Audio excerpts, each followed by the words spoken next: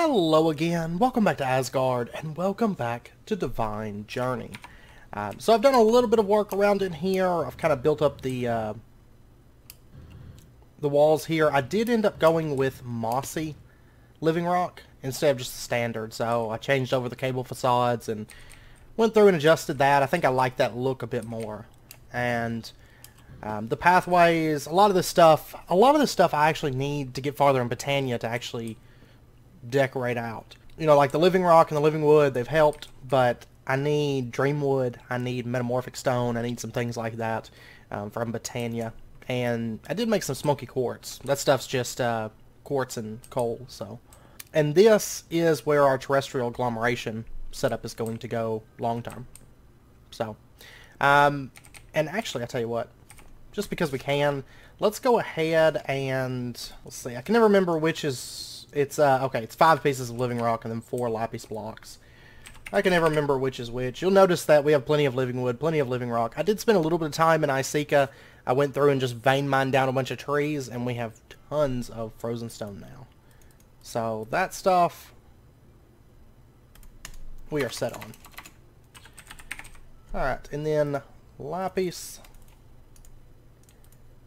And we're not ready for the terrestrial agglomeration plate yet, but I figure we might as well just go ahead and place down these blocks in here so that at least that's set down. So there we go. Also in the quest book, I guess sometime last episode, we unlocked the insane amounts of magic tab. This is all Thaumcraft stuff.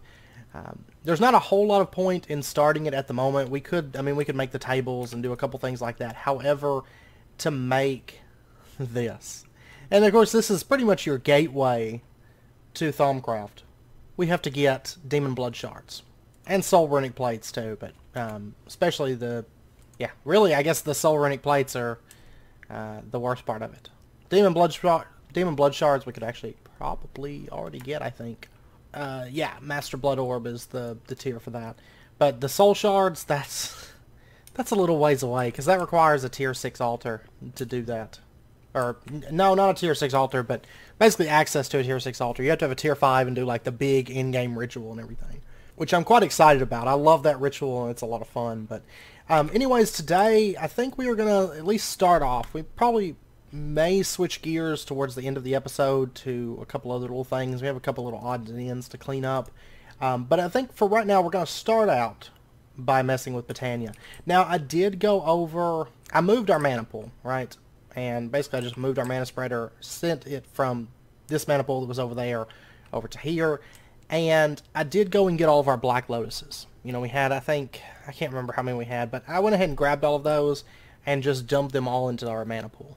So we do have a fair amount of mana in here from that. And I also crafted just a few more Day Blooms and Nightshades just to kind of boost it up for this episode. But today we are going to be making some better mana production. However, the first thing that I want to do, and I know if you guys watch Modern Skyblocks and you watch this series, you've already seen this setup, so just a heads up. But I want to set up a Teru Teru Bozu, because it has been raining on me, and of course rain is frustrating, and I've been getting such major downpours. I don't think I have any sunflowers like lying around. Generally I try to pick them up whenever I see them, but I have not. Oh, and one thing I noticed, because I was looking at the Elven Gateway portal, right? One thing that I noticed is we're going to have to start, we don't really have to get very far in it, we pretty much just have to step foot in the place. But we do have to start Twilight Forest to make that. We have to go into the Twilight Forest. And what's interesting about this pack is the Twilight Forest, and the reason we haven't already started the Twilight Forest, is because it actually requires a beacon in this pack to do that. And beacons require blocks of mana diamond. So, instead of throwing a diamond into the portal, you throw a beacon, which is quite interesting. Alright, let me double check in our house. I don't think we have a sunflower. I don't think that's a flower that I found. And what we'll probably do then is just do an Alchemy Catalyst. Just because we're going to need one before long anyways for automation. Yeah, I've got like pretty much every other 2 tall flower, but no sunflowers. I have not found sunflowers yet. So, In my experience, they tend to be the hardest for me to find. Because they're like plains, and I never end up... It seems like I never end up being near plains. I mean, I think they can spawn in other places. Hey, was that a... Aha, there's a pixie thing down here. It's right here. What do we have? Nothing too crazy. I'm just going to leave that for now, and I'll come back later and loot it. Because I don't feel like having to go put up all those weapons and stuff over at the house. Alright, so let's start off then by going for the Alchemy Catalyst. In this pack, it requires 2 Self Cores, 2 Alchemic Chemistry sets, and then a Mana Pearl. I mean, it's not expensive, because Self Cores...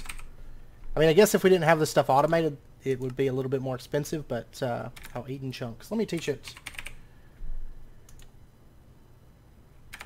I actually don't have a ton of Eden stuff, but let me go ahead and teach it that if it takes Eden Souls, it's going to get those. Okay, so if I ordered 2 Self Cores, do I have enough Eden stuff? No, I'm missing 1. Okay. Let me pop into Eden real quick, just so we can get that ordered. And I will say this will be much quicker to do than it was in, oh yeah, it's Self Cores. But I will say this will be much easier to do than it was in Modern Skyblocks, if you watch that. So, much easier. Alright, so the Alchemy Catalyst. The Alchemic Chemistry sets. Just a Blood Orb. There's that. And let me get 1 more Brewing Stand. And we're going to be using Brewing Stands quite a bit. Possibly... what, next episode? I think. Because I want to do a little bit of automation involving those. So, okay, so now we're just waiting on this last Self Core to get crafted. And then we also need a Mana Pearl. So let's go ahead and actually get... let's get an Ender Pearl. Let's get some Iron Ingots. I'm going to go ahead and do like a half stack, I think. And maybe do like 8 of those, and then like 16 diamonds or something like that. Because we're going to need this stuff, and there's actually quests involved with this stuff as well. I think I've got... I don't know. Never mind. Let's slow down a little bit on that. We'll go ahead and just do a few of them like... oh my gosh, okay. I feel like that's more expensive. I don't remember mana pools using that much mana for stuff. If we take a look here, we have 3 quests completed. Mana Steel, get 4 pieces. We're going to get a Mundane Power Catalyst. 4 Mana Pearls is an average Power Catalyst, and then 4 Mana Diamonds is a greater Power Catalyst. Okay, and we'll go ahead and just, I guess, just dump this stuff in there for now. Okay, and we can get our Alchemy Catalyst. Hopefully I still have enough mana to pull this off. Alright, so we need an Oxide Daisy. Do I have... I mean, if not, I can just tear up the flowers. That's not a problem. But after seeing these mana costs, it's like... oh, I'd like to take as few steps as possible. But that's okay. Alright, so I'm just going to... for right now, I'm just going to put this right down here. And then after we get done with this, we'll move it, so it's not a big deal. So Dandelion, Poppy, Blue Orchid, Allium, Azure Blade. There we go. Sunflower. Easy enough. And I am rocking almost no mana. That's great. That's okay. We're going to fix that in just a moment, because we're going to start getting into mana production with Botania. So, and then in addition, I'm going to need 8 pieces of string. Let me double check, because I'd hate to make this and then the Teru Teru Bozu be changed. Okay, it is standard. Awesome. But I don't know about if we have enough mana for this. Nope, we don't even have enough mana for 1 string. Okay, that's going to have to wait until we do mana production. That's fine. Okay, so then let's turn our attention over towards the Endo Flames. And actually, these are going to require mana powder. I don't know if I have... if I have enough mana for a mana powder, I'm not going to have enough for more than... oh, wait. Ooh, I got 7. Okay, that's good. That's better than I expected. Okay, so the Endo Flame is mana powder, 2 brown petals, a red, and a light gray. And I'm going to be making 7 to start with, I think. And I'm not for sure if we'll get to the Jaded Amaranthus today. I would like to, because I would like to get these dyes automated. Personally. That's kind of one of our goals today. Like, I was debating, because there's so many different directions I want to take with the pack right now. Like, I would like to get the stuff set up for withers, right? In addition to new power source, which I'm debating on the power source I want to go. I mean, TNT, or explosive generators from extra utilities, would be a bit of fun. Plus, I do plan on using Intrapiniums probably some in this pack. So it would kind of go hand in hand. But at the same time, I would like to have... maybe do like a Nether Star generator. Because those generate a massive amount of power. And once you get those, I mean, you're pretty well set on power. There's an Endo Flame. And by the way, does this pack have the ever full... Is it ever full urn? Yes, it does. Ever full urn. That's stomach exploration. I love the ever full urn.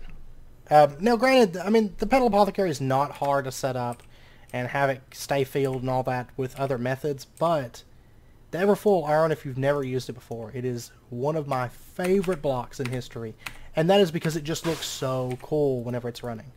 Like, it looks awesome. Because, for one, it matches Botania, like, strangely well for it being a Thaumcraft block. Like, the way it looks and everything. And it's perfect for the Petal Apothecary.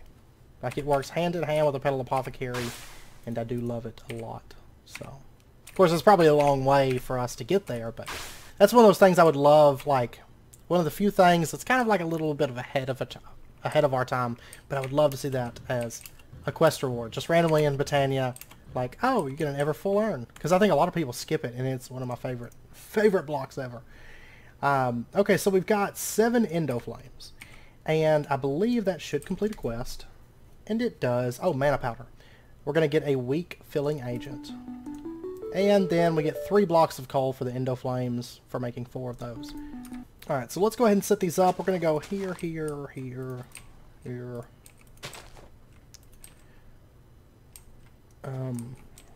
Cool. Break an Endo Flame, get a monster.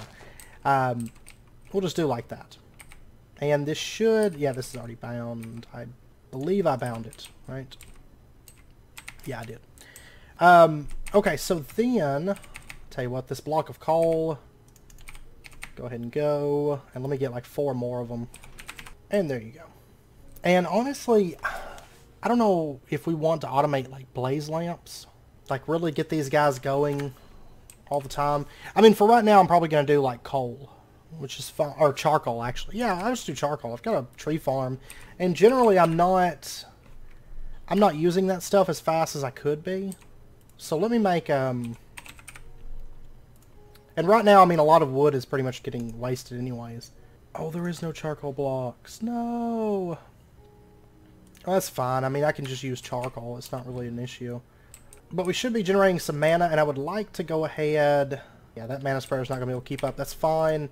And I believe the Potency Lens requires a fire rune. Yes, it does. Which isn't that bad. That's not very expensive. We could pull that off right now. I hate making that Incendium because I can't pull the buckets out. Let's go ahead and get into maybe the Runic Altar. At least get this thing crafted. And I am going to need another mana spreader to send mana over to it. But that's fine. So this requires a Blood Altar. And then Wildwood Chunks, Living Rock, and Mana Pearls. Okay. And I didn't automate the Blood Altar. Okay. I did automate up to Resonant Portable Tanks. So we'll go ahead and order one of those. And then what was the other... wasn't it Vibrant Capacitor? Yes, Vibrant Capacitor Bank. And then Electrical Steel Armor Plating. I wonder if I can order a Vibrant Capacitor Bank right now. If it'll let me. Nope, nope, it's doing that thing. Okay. Okay, so there's our Vibrant Capacitor Bank. And then... let's see. For the Blood Altar then, I think we probably... other than the Electrical Steel Plating, which I might... I don't know, do I want to go ahead and automate that? I feel like I do, because I'm going to need more than one Runic Altar So I'm just going to set up a couple quick recipes here for the... but this has to be done in the alloy smelter? Yeah. Okay. At least for, you know, the steps up to electrical steel. Because that's what we need, really. I don't know if we need the stuff after that. So I'm not going to worry too much about that right now. But I always hate, like... For example, when I'm over there on the Botania area and having to come over here to craft things. Like, that's no fun. And I'm not going to worry about putting these into all of them. I'm just going to do, like, you know, down through here, have the platings, like, just right through there. Because that's not something that I don't foresee anyway, me ordering big bulk amounts of armor plating. It just doesn't seem feasible. So we'll just go with that. And then now, the blood altar, I can get it. And I'll tell you what, let me just go ahead and make a recipe for this. Might as well. That's why I always put up a lot of molecular assemblers, so I can just put like all these things into recipes and have them. Okay, so we got the blood altar. And then for the Runic Altar, wildwood chunks, living rock, mana pearls, all this stuff's really, really easy. So, let's take a look. Wildwood chunks. Can I get... no, I'm going to need more souls. Okay, I got the wildwood fragments that we need. So we'll go ahead and put those into there. Then what was it that I was needing? Let's see, Runic Altar was wildwood chunks. Okay. I'm going to go ahead and encode that so that I can just order it later on. Because there's... The thing is, in this pack, when you look through the recipes, it's a lot of recursive crafting. Like, so much recursive crafting. So I'm just going to automate, like, everything. Is the Runic Altar used for anything, by the way? The Sword Leander... Oh, that's all just Runic Altar stuff. Yes, it's used to make the altar for witchery. Oh, man. Interesting. That's going to be fun. Because you need like 6 of these. Like, for a single altar setup. And chances are we may do multiple altars with witchery. Well, anyways, let's go ahead and order our Runic Altar. It should be able to craft that no problem. There's the blood altar. And there we go. There's our Runic Altar. And that completes a quest. We get a standard filling agent. And before we set that up, let's pop over here. Let's get that mana infused string. Throw that together and get our Teru Teru Bozu. Just like that. And there we go. And we'll just do a really quick setup for him. Let's get a dispenser. It's identical in every way, shape, and form to the one I set up on modern Skyblocks, but except we're going to include export buses on it. It's the main difference. Yeah, and it knows how to craft bone meal. Let's get a crafting card. Let's say dispenser, export bus, comparator. You know what? Whoops. I just realized I used my only sunflower to make the Teru Teru Bozu before I bone milled it. Whoops. My bad. Alright, so we're going to set up... I have this little area here for the Teru Teru Bozu, and we're going to set him, like, right here. And we'll put our sunflower... We'll put our... no, let's put our sunflower right here. We'll put the Teru Teru Bozu right here. And then the comparator comes out of there. The dispenser is just going to set... Oops. Right here. And then, since we can do open crates, let's go ahead and just do... Let's get us an open crate. Oh. Wait a second here. What does it take to make an open crate? Oh, drawbridge. Interesting. Okay, I went ahead and automated vacuum chests. I mean, we could do a hopper hawk, and eventually we probably will change it to a hopper hawk, but for right now, the hopper hawks are a little bit ahead of us, because it's making runes, and that's stuff I'm going to want to automate as I go, kind of, as we make those runes. Okay, I went ahead and automated, like, drawbridges and open crates. I don't have the plates, like the Tinker's Constructs plates automated. If that becomes a common trend, that we're going to be needing that, then I'll just automate the smeltery to make those, but... and then I automated aluminum brass, and I did the pulverization method. So pulverizing down aluminum and copper, and then combining them together, get the dust, and then just cook it. So now we can order ourselves an open crate. There we go. And I did make some extra plates, Tinker's Constructs plates, so we have access to those as well. Now for right now, I'm going to use a vacuum chest. And I did go ahead and automate vacuum chests as well.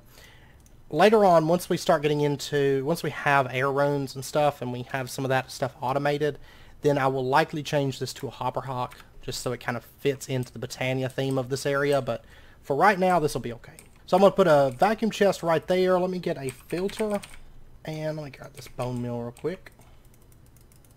Bone meal that a few times. I would like to have some spares of that. So let's set this up and say that you can only get sunflowers, range of 6 is fine. And then we're going to say, oh yeah, this isn't going to auto push. I forgot they don't have the setup, the stuff in 1.7 to allow it to auto push to a side. So we're going to have to use an item conduit. So we'll just attach that there, put down our vacuum chest, and then we'll throw our filter back in there. We'll say that you can extract and you can insert. And then all we have to do is let's come down, and we're not too far at this point from getting all this stuff set up and color coded. I mean, I'm probably not going to change this stuff that you can't see. Probably not going to change that to color code because it doesn't really matter at the end of the day, but we will be getting into color coding and everything very, very soon. Alright, so we're just going to bring our Fluix cable over, and then right up here we're going to put an export bus onto this dispenser. Oops. That, and then a crafting card, and we're going to say bone meal. And then all we have to do is just plug this up, and this should start getting bone meal. There we go. It's crafting it. And so then anytime it rains, the Teru Teru Bozu is going to emit a redstone signal. It's going to hit the dispenser. It's going to bone meal the sunflower, get picked up, dropped on the Teru Teru Bozu. And then, oh, the only thing is the vacuum chest might cause issues with it. I don't know. Let's see what happens. It's hard to say right now because it's not raining, but we'll see what happens once that time comes. I mean, like I said, I'm gonna change this over to Hopper Hawk, and then there won't be that issue because the Hopper Hawk has a delay when the open crate drops something, a few second delay. So I don't know. We'll see. We'll set that there, and then it won't be any issue to put a Hopper Hawk item frame and change that over once we get access to that. So anyways, we've got our Runic Altar, and for right now, let me get another mana spreader actually. And they should, yep, they're automated. Let's order one. And that's going to take a second to craft because it has to make all that Magicalis and everything. Let's see, do we want to go ahead and just automate the Runic Altar from the start? I'm thinking so. Yeah, I guess we're going to go ahead and automate the Runic Altar. We might as well, because it's super simple to automate. So might as well go ahead and go through the process of doing this. And so the first thing I'm going to want is just a couple autonomous activators. Did I ever teach the system? No, I didn't teach you how to make that. Okay, I'm going to teach you how to make autonomous activators because the simple fact that it would be easier to do that. I haven't taught it how to make like, any of these things. I don't even teach it resonant machine frames, really? Actually, that makes sense because the only thing you really use resonant machine frames for is the autonomous activator. Like that's the only use for them. So let me go ahead and teach it all of these steps. And I'm going to fill up this fourth molecular assembler like very soon. So, oh man. I need to craft up like a load of acceleration cards, but I'm waiting until we do the quarry. So, I mean, that's not too far away. Not too terribly far.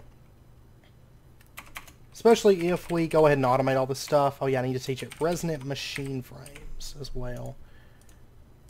So that's just a tier up process.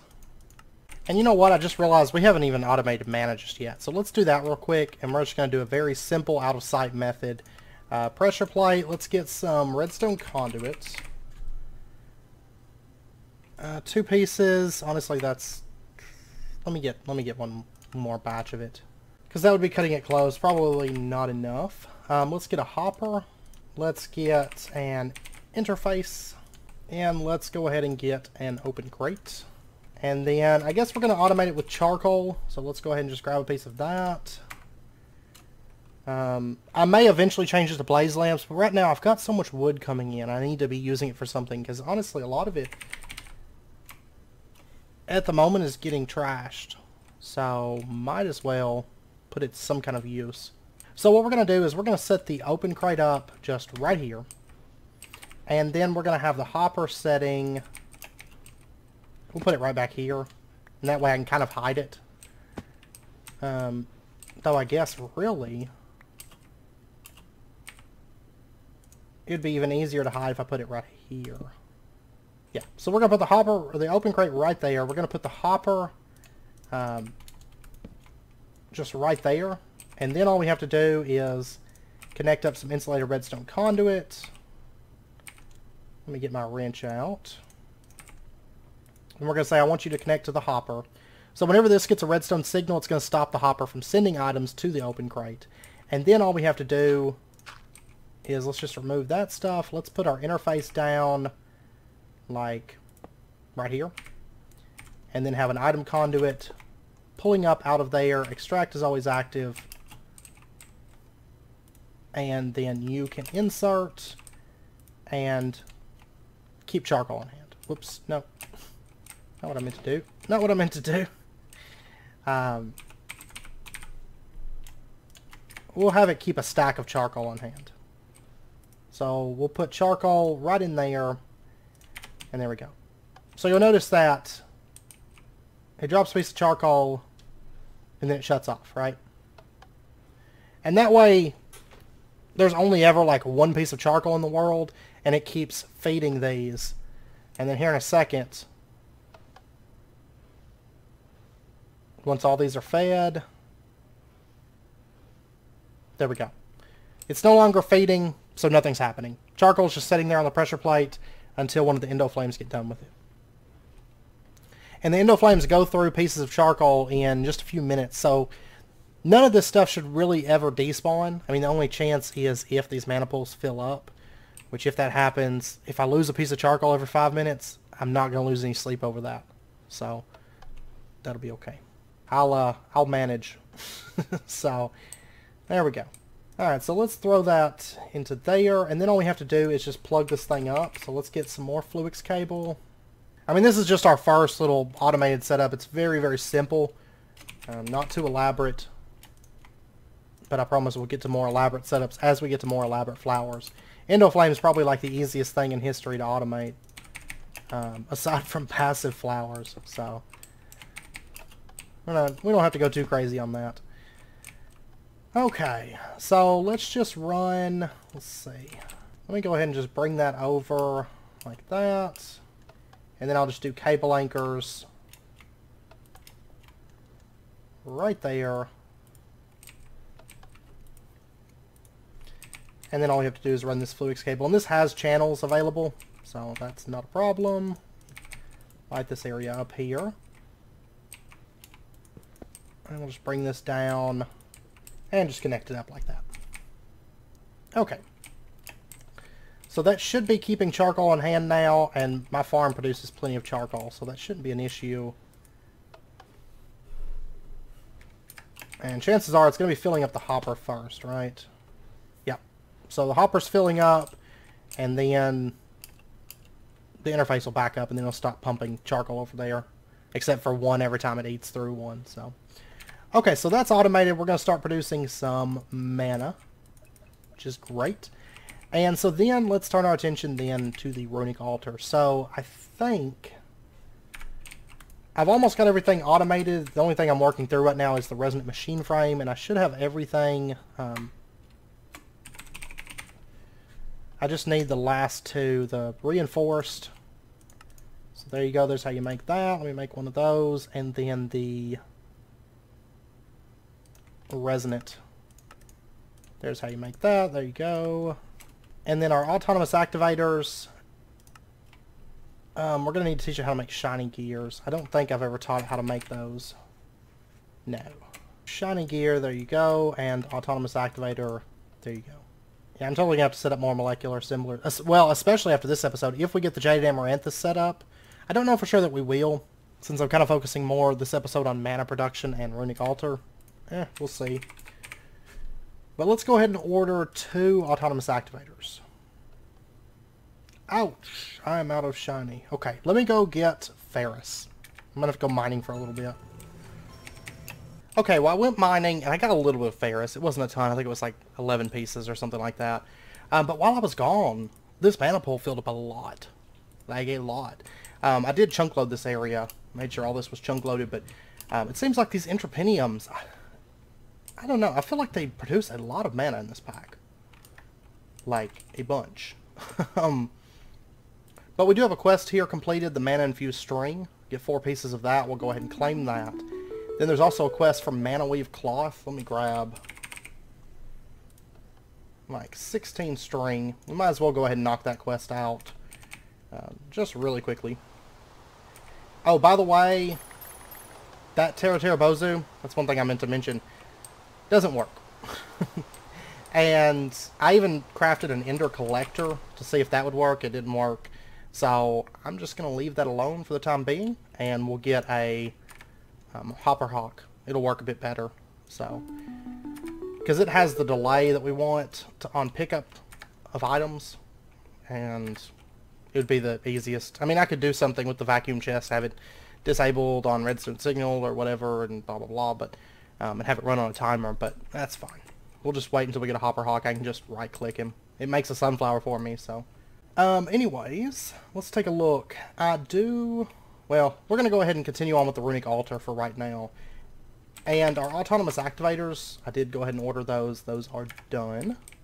So we'll go ahead and grab those, and then let me pop over here and get just 2 petals. It doesn't matter what colors. We'll go light gray. And let's go with living wood. We're going to make another wand of the forest, just like that. Okay. And then for the Runic Altar, I'm going to have these set up just along this area here. We'll go ahead and pull this block out. And I'm going to set an autonomous activator right there. And I'm going to set an autonomous activator right down there. And these have no augments. That's fine. I don't think... these do have connections. I'm going to make some of these integrated modular frameworks. They're super cheap. Really, the bottom one down here, it doesn't really need one. Because it's not going to have any cables connected to it anyways, so it doesn't need to import anything or nothing like that. So really I could do without it, but my OCD says do this. So I'm going to go ahead and clear that out. And then what we're going to do is we are going to say first slot only, aim level, and then just put a Wand of the Forest into there. That will be fine. And then this one, let's go ahead and put this in here. And we'll clear this out. I'm going to say that the back, well, do I want the back or the bottom? Let's actually do the bottom slot is import. Let me see. Okay, that's what I want. So right there. And then first slot only. Not sneaking, aim level, right click, all that's good. Okay, now these are going to require some power, and I don't know if I want to connect. I mean, I've got a Tesseract over here. I could run power cables. Or I could move it with P2P, which would be fine as well. But honestly, I think what I'm going to do is just do like some sort of generator, like a Stirling generator. There we go, Stirling generator. And then what we'll do is we'll just pump some of that charcoal that's going into the interfaces over here. We'll just pump it into a Stirling generator and let that power the autonomous activators. So that will be fine. And let me get some energy conduits. I'm just going to go with these. Because it's not going to... These don't use hardly any power. That's why I'm not too worried about pushing a whole lot of power onto those. Okay, there's plenty of connections coming off down that line. So let me go ahead and grab that vacuum chest that we made earlier. And then let me get our interface. That's done. And then let me get one more filter. And I think that's most everything that I'm going to need that comes to mind anyways. So what we're going to do is we're going to put our Runic Altar down just right here. Oh yeah, I'm going to want an open crate. as well. So we're going to put the open crate right here. We're going to put our vacuum chest just right here. That's fine. And we're going to put a filter into this. We're going to say, in this filter, we're going to say blacklist living rock.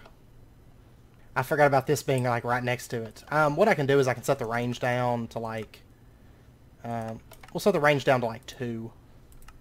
And say always active. And we're going to just blacklist living rock. So that's one of the nice things about the vacuum chest, of course, is you can set the range on it. And 2 is just in case when the runes are made, they bounce off over in this direction. The open crate's always going to drop it directly on the Runic Altar, so that is fine. And then let's go ahead and set up the underbelly of this. And I think first up what I want to do is let's just connect some power conduits up. Just like that.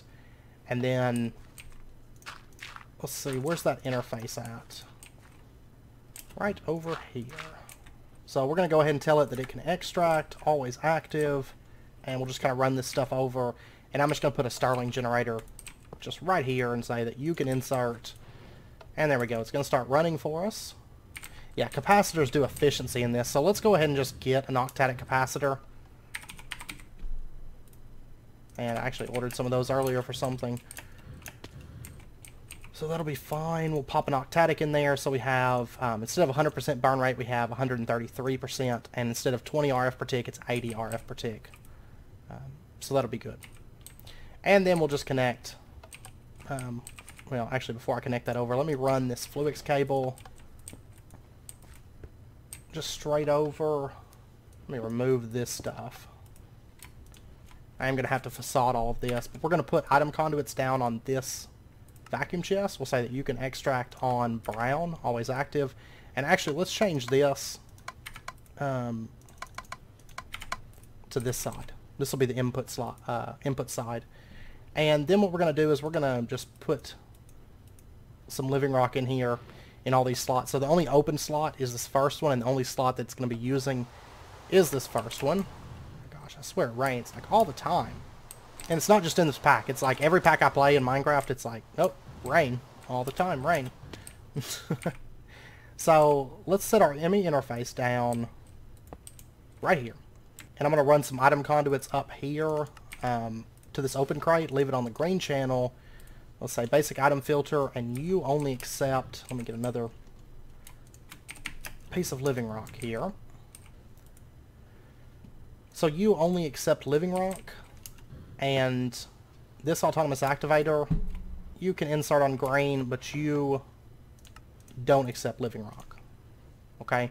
So the vacuum chest is set to pick up anything in a 2-block range except for living rock.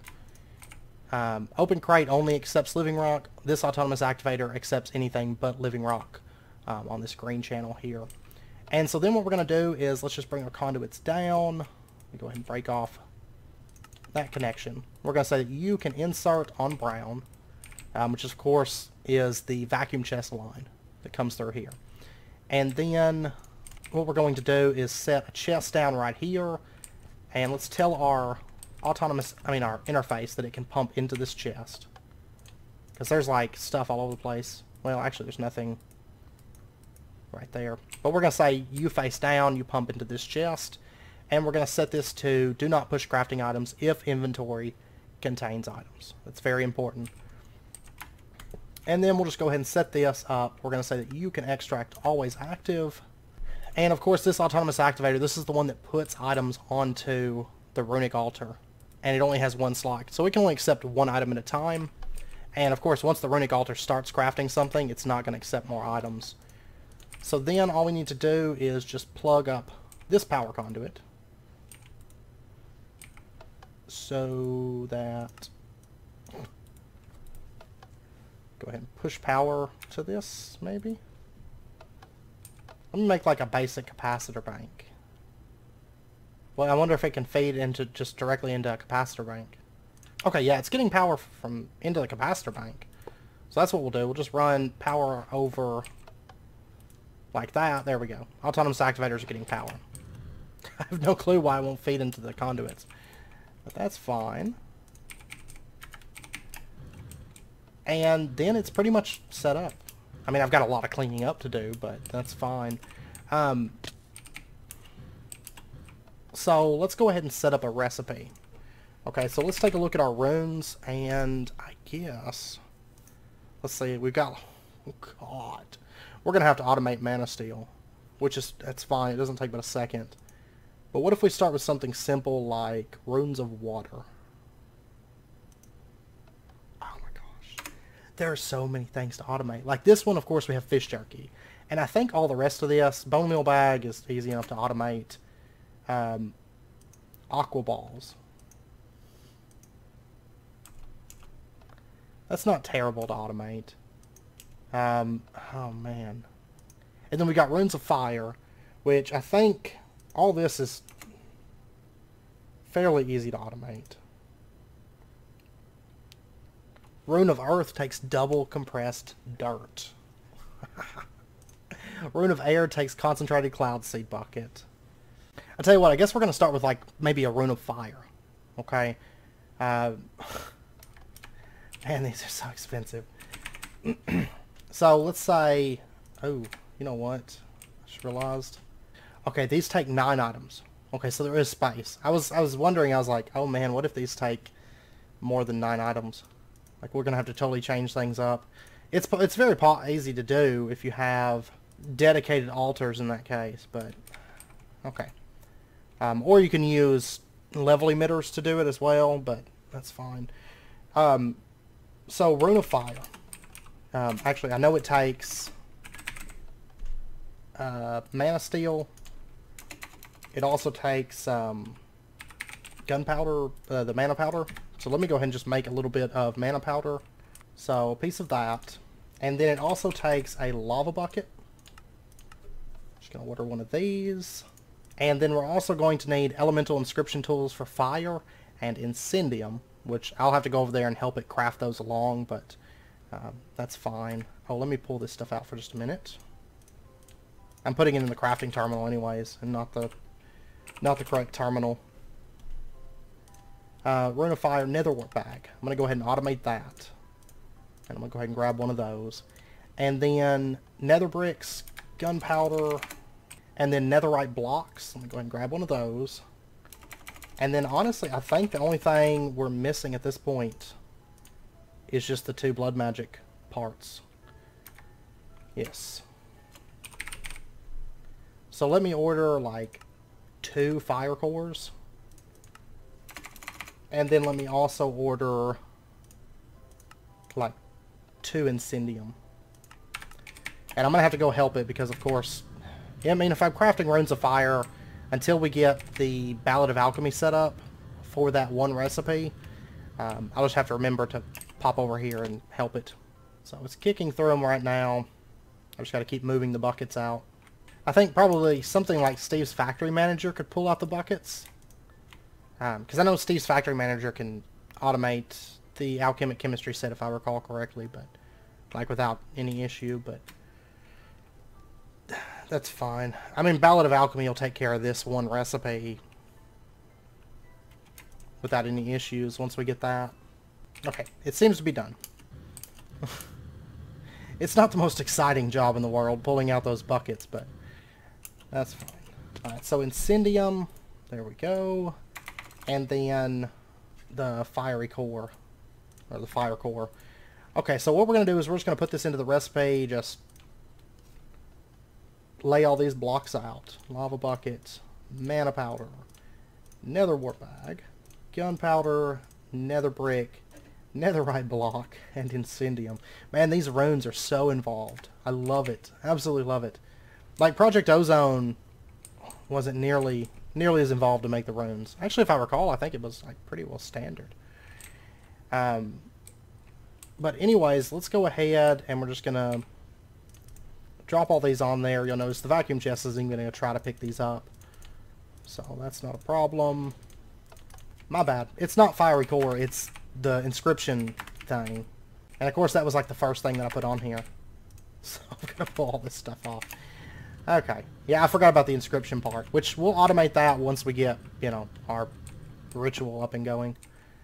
Just throw that in there. I think we've got plenty of life points in here. Oh yeah. That actually doesn't take a whole lot of life points at all to make these inscription tools, so.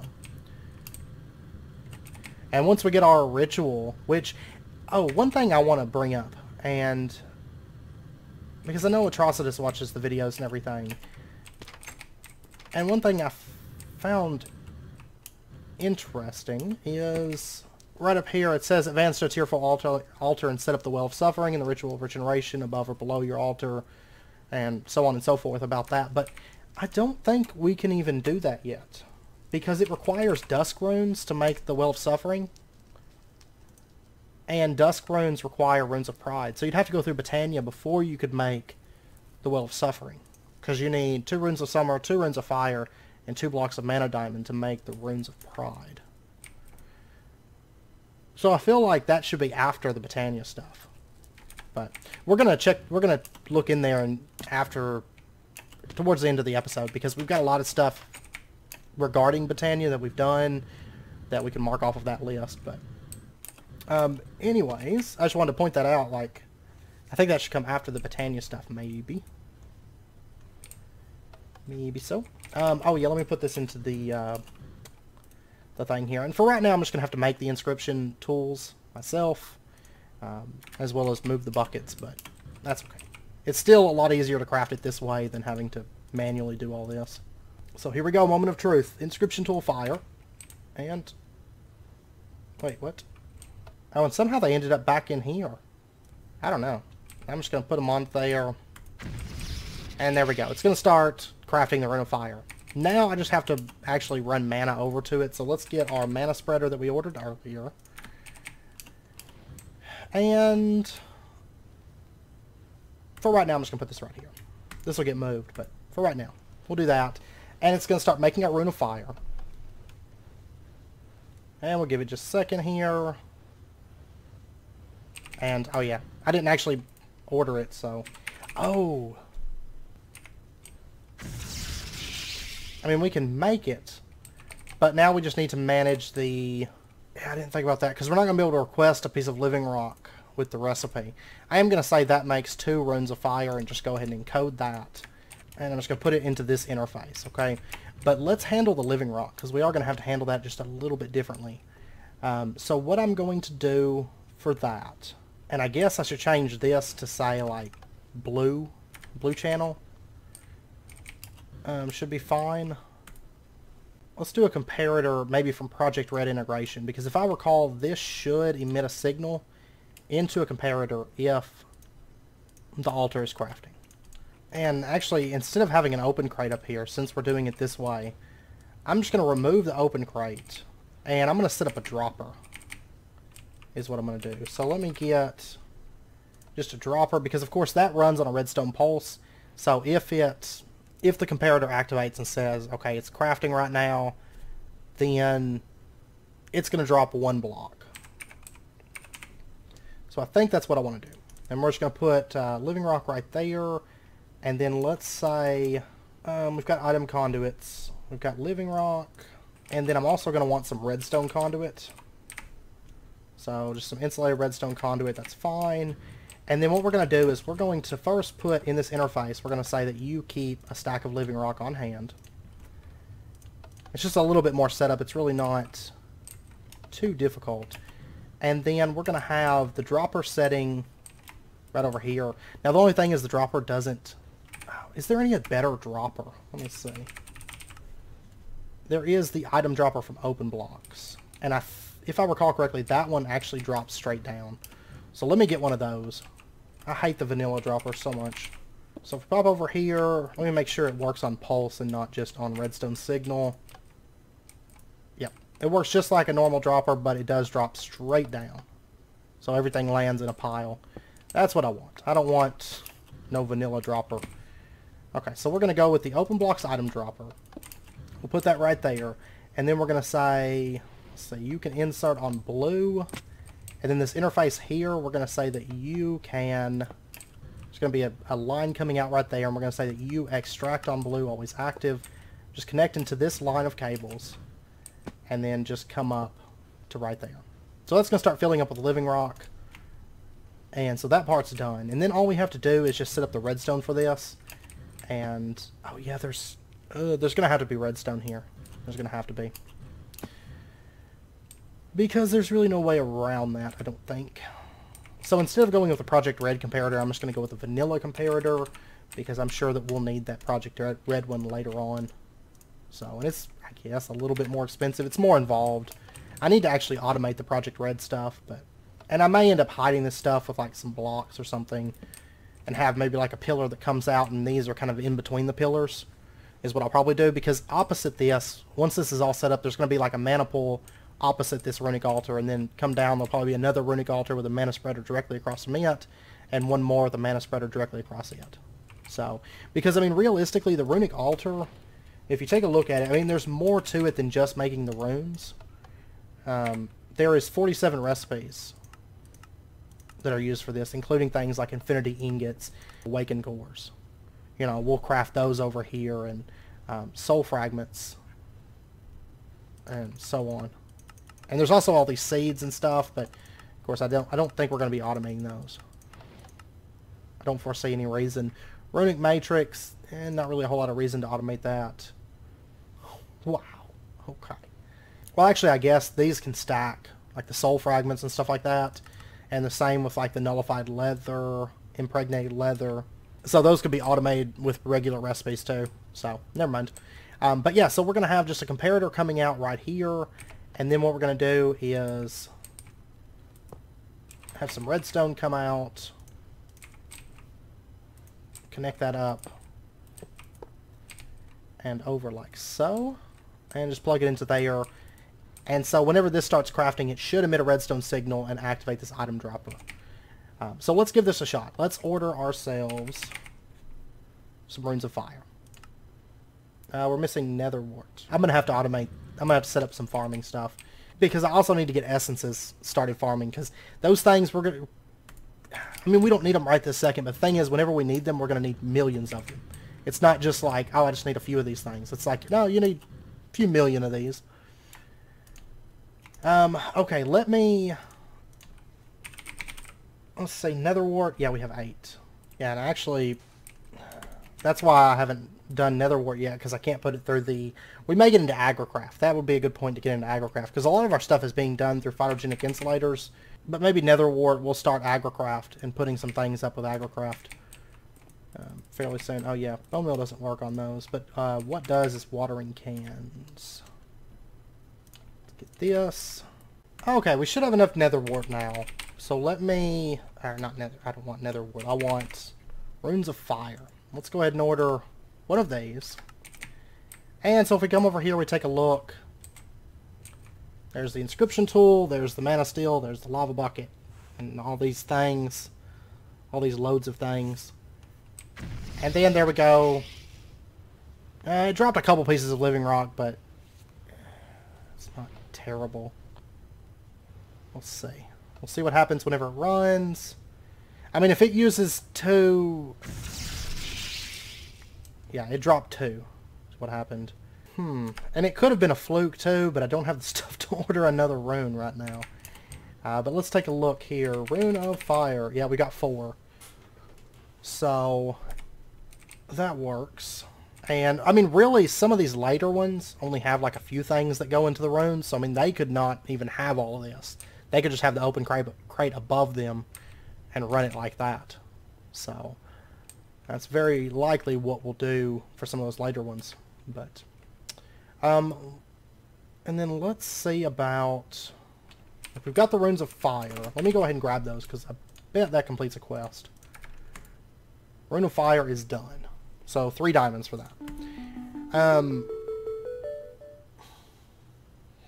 I would like to get a Rune of Air, but I don't want to start automating this stuff right now.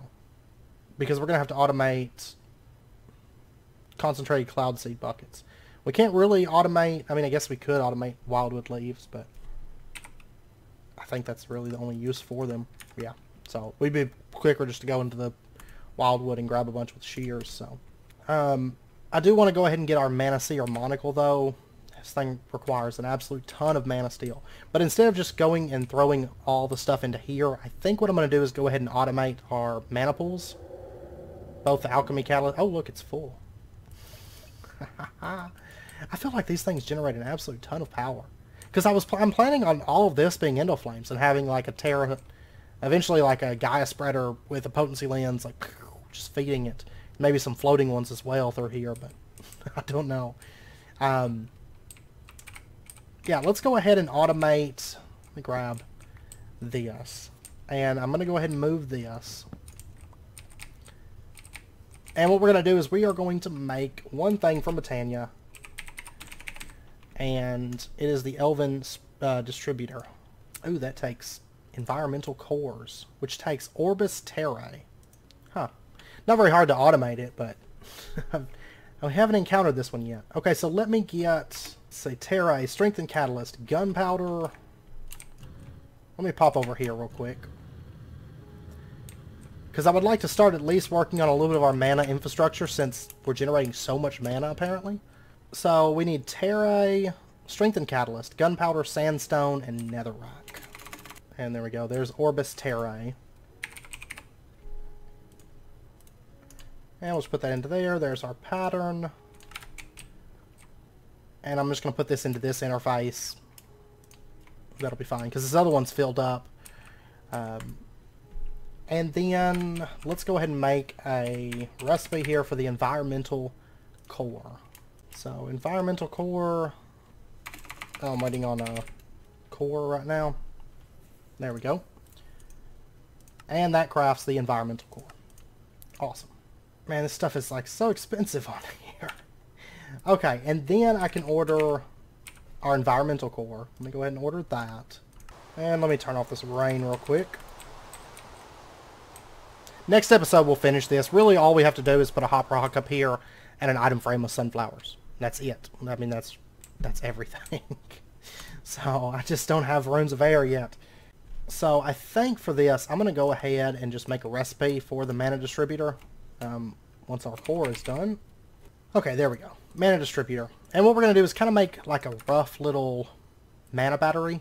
Now, I will say my standard mana battery setup, we can't do that yet. But anyways, we'll put the mana distributor right there. And then let me get just a few more mana pools. And we just got the Vivid Wave achievement again. Or just got it. Ow, I bet I didn't open the Lexica Botania. That's a bad habit of mine. I never seem to open it. Let's see. I would like to do 4 mana pools around this. Like that. So what if I did like a mana spreader right here? And had it pumping down into that? Yeah, that'll work. Okay. Because honestly, as we do this setup, I want to have a lot of our mana spreaders up. And they're going to have like little things. They're going to be on, well, like on walls or on supports. They're not just going to be floating. But I would like to have some set up around like that. Let me grab this mana spreader. And actually, we could get a Potency Lens now, too. Because we have Runes of Fire, which is awesome. Let me take a look at the Potency Lens. Runes of Fire and Mana Lens. Let's get ourselves one of these. Because basically what it does is it increases the amount of mana that a mana spreader can move by a substantial amount. I mean, they're definitely worth using. So, I will happily take it. And then I guess we'll put... I don't really like that being up there. What if I removed this? The only thing is I don't know if this mana spreader will be able to reach over to this with a Potency Lens without having loss. At least until we get to Elven spreaders. Oh, but then I suffer the issue of I can't reach it with this thing. I wish they could reach diagonal. And I don't think that this is going to... Nope. It's not. Let me see what it takes to make a Phantom Lens. Okay, that's standard. That is straight out standard recipe. And honestly, I might... Yeah, let me make... Okay, I know we were automating stuff and now we're getting into like mana mechanics here, but that's fine. I'm going to make one more Potency Lens. And then whenever I go to upgrade the spreaders, I can just pop them off, put them on the new spreader, and there you go. And then let's get... I'm actually going to automate Phantom Lenses because I hate making these things. I absolutely hate it. And I tend to use a fair few Phantom Lenses. So, the reason I hate making them is because it takes pattern framed and regular and all this stuff. So, we're going to go ahead and automate framed living wood and then pattern framed living wood, and then abstruse platforms. And let me go ahead and grab some. And then we'll also go ahead and automate mana lenses. Go ahead and grab one, and we'll automate phantom lenses and go ahead and grab one. So there we go. And honestly, next episode we'll probably get the Jaded Amaranthus setup going, and so I'm gonna have to make another like 1 or 2 molecular assemblers arrays, because of the fact that whenever we automate Jaded Amaranthus, okay, we're gonna have this huge process. I don't know if I'm gonna have it. I'm probably just gonna have it craft dyes on demand. I think so. Because the worst thing would be filling up that buffer initially and having petal. Yeah. So I'm probably just going to maybe craft the dyes on demand. And so what we're going to do is we're going to have it, you know, it's going to get the flowers. And then it's going to break them down into petals. And I'm probably going to have it automatically do that.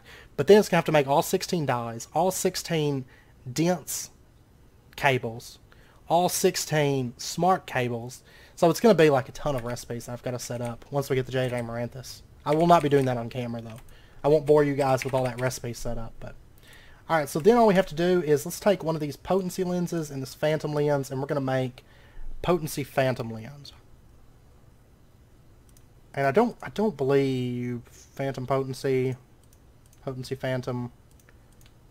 I'll tell you what, I'm going to go with phantom potency just because it'll look cooler. I don't think it's going to matter. I know there was a couple that kind of acted up when you didn't do them in order, but I don't believe phantom potency was one of those. At least from what I recall. So, we'll see. So what it should do is it should be able to move mana through solid objects while moving additional mana due to the potency lens.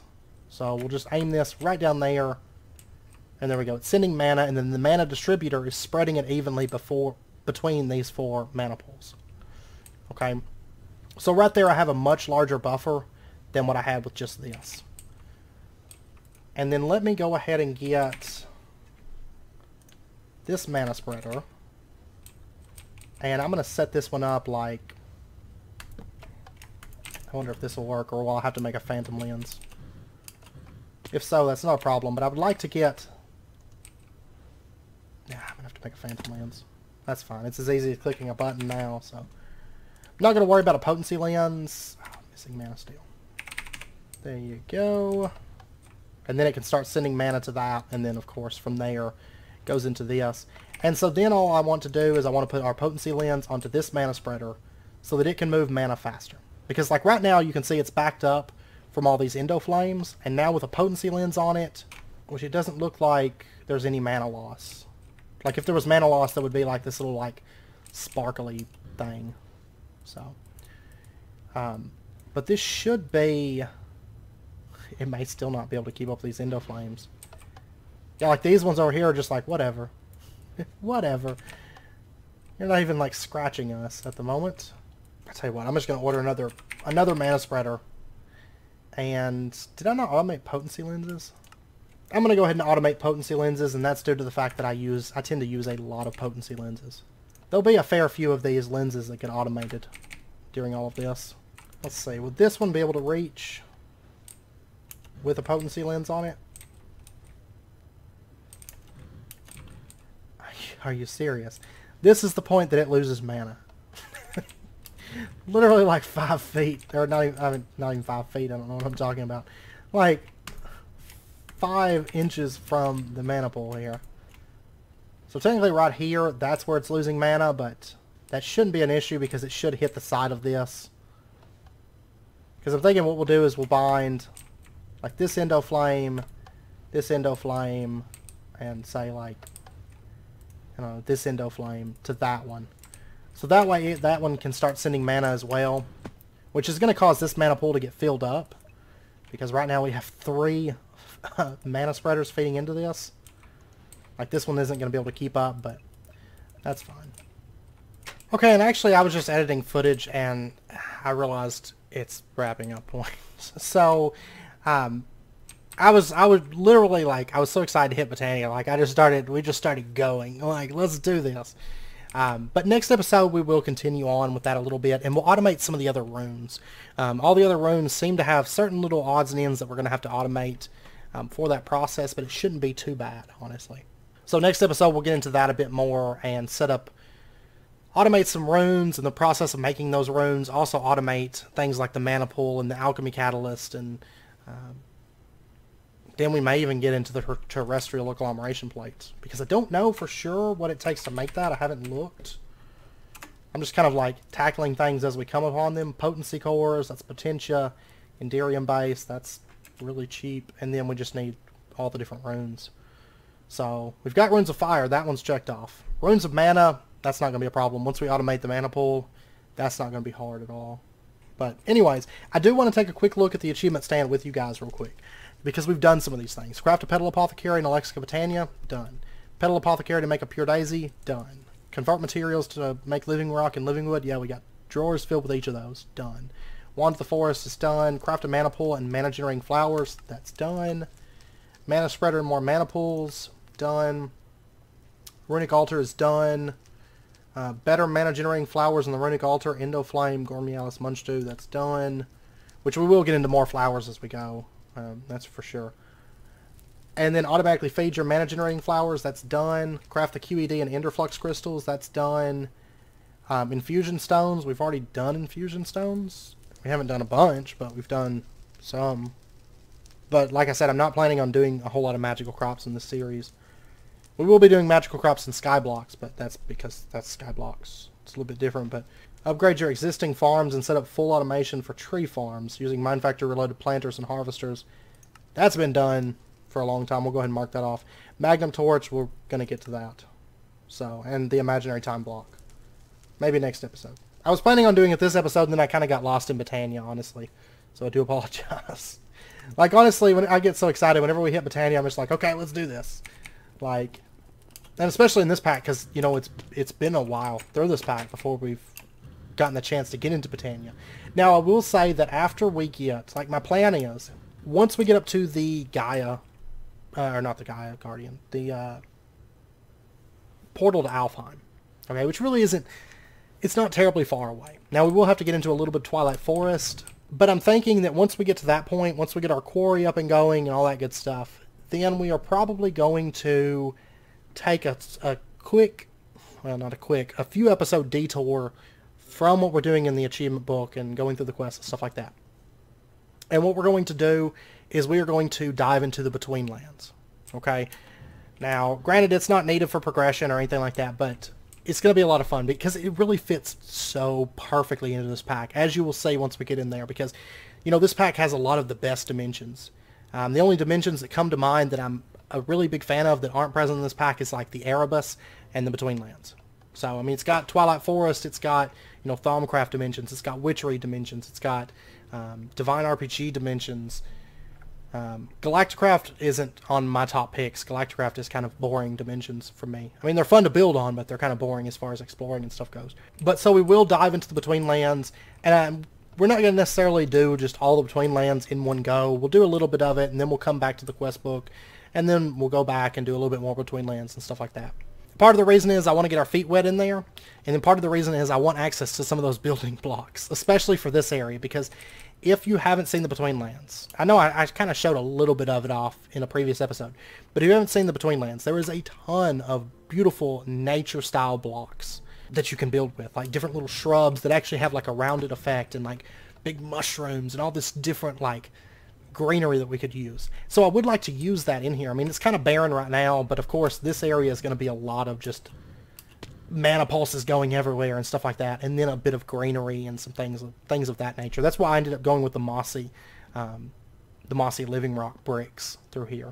So anyways, like I said, I'm going to end it here. I hope you guys enjoyed today's episode, and it was kind of just like, honestly, with Botania, we just pop in here, don't exactly have a plan, like have an idea of what we're going to do, and then just kind of roll with it, because things come up, we have to do mana stuff, we have to do some automation here, some odd stuff like that, but I do feel like we got a bit done on here, and we got almost a Teru Teru Bozu set up, but not quite. Next episode, we'll finish it. So, anyways, I hope you guys enjoyed the episode, and if you did, as always, be sure and hit that like button, and go ahead and subscribe if you're not already, to stay up to date with when those new videos come out. And until next time, do take care, Stay safe, and I'll see you guys next time.